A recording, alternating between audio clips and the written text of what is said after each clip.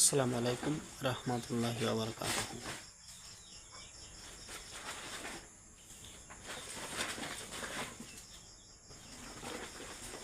হযরত আব্দুল্লাহ ইবনে আমর রাদিয়াল্লাহু আনহু থেকে বর্ণিত, নবী করিম সাল্লাল্লাহু আলাইহি সাল্লাম বলেছেন, যার মুখ ও হাত থেকে মুসলমানরা নিরাপদ সেই মুসলমান।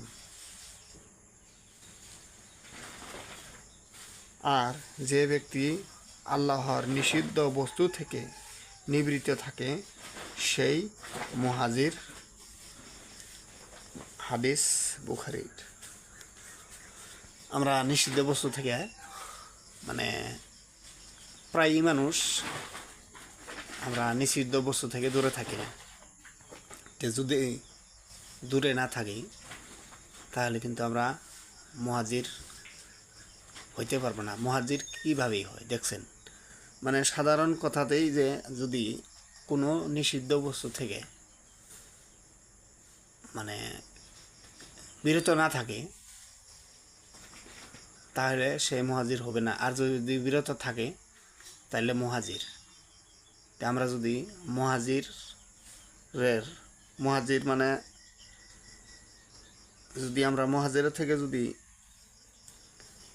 এই নিষিদ্ধ বস্তু থেকে যদি আমরা দূরে থাকতে পারি তাহলে মুহাজিরের সম্মান কত দেখেন।